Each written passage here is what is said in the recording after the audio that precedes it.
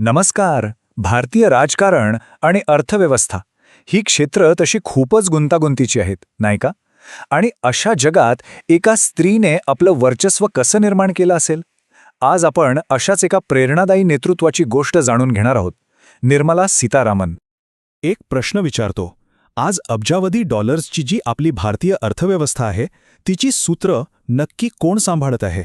देशाची आर्थिक दिशा ठरवणारी ती व्यक्ती कोण आहे? आणि त्या आहेत निर्मला सीतारमण, एक असं नाव जे आज दृढनिश्चय आणि कणखर नेतृत्वासाठी ओळखलं जातं.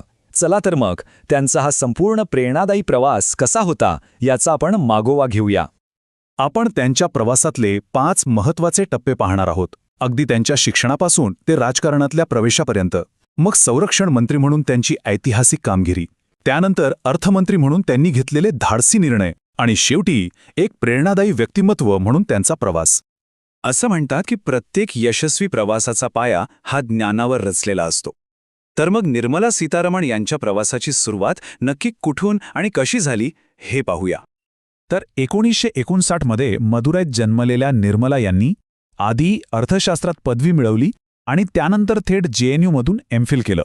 म्हणजे बघा, अर्थशास्त्रातल्या ह्याच सखोल ज्ञानाच्या आधारावर 2006 साली त्यांनी भारतीय जनता पक्षात प्रवेश केला आणि त्यांच्या राजकीय कारकिर्दीला खऱ्या अर्थाने सुरुवात झाली.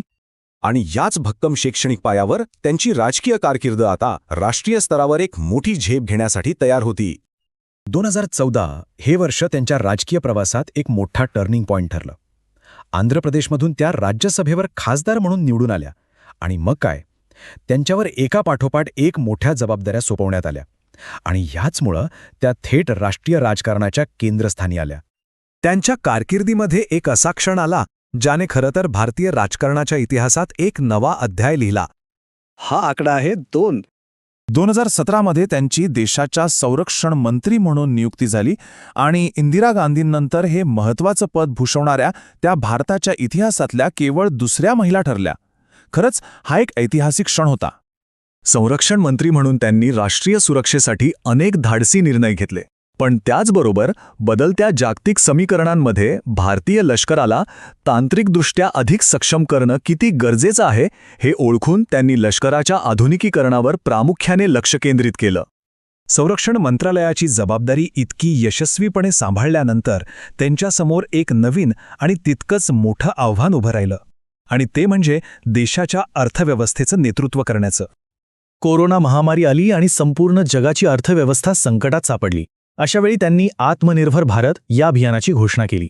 यामागचा उद्देश फक्त अर्थव्यवस्थेला सावरणं नव्हता, तर भारताला उत्पादन आणि इतर महत्त्वाच्या क्षेत्रांमध्ये स्वावलंबी बनवणं हा होता.